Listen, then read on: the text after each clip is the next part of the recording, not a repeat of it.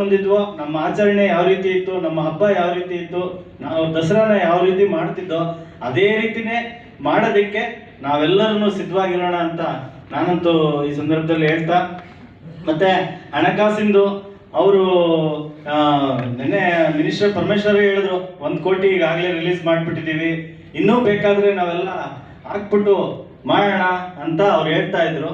ಅದು ನೋಡೋಣ, ಅದು ನಮಗೆ ಗೊತ್ತಾಗುತ್ತೆ, ಅವ್ರ ಹತ್ರ ಕೂತ್ಕೊಂಡು ಮಾತಾಡಿದಾಗ ಗೊತ್ತಾಗುತ್ತೆ.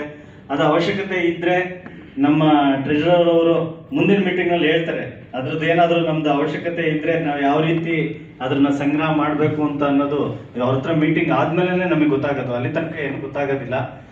ಮತ್ತು ಅವರು ನಮ್ಮನ್ನು ಯಾವ ರೀತಿ ಜೋಡಿಸ್ಕೊಂತಾರೆ, ಯಾಕೆಂದರೆ ಅವ್ರ ಹೆಸರಿನಲ್ಲೇ ನಡೆಯೋದು, ಅದು ಜಿಲ್ಲಾಡಳಿತ ದಸರಾ ಅಂತಲೇ ನಡೆಯೋದು.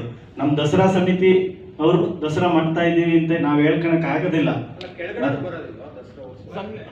ಕೆಳಗಡೆ ಬರುತ್ತೆ, ಆದರೆ ಮುಖ್ಯವಾಹಿನಿಯಲ್ಲಿ ಮುಖ್ಯವಾಗಿ ಜಿಲ್ಲಾಡಳಿತ ದಸರಾ ಮಾಡ್ತಾ ಇದೆ ಅಂತ ಬರುತ್ತೆ.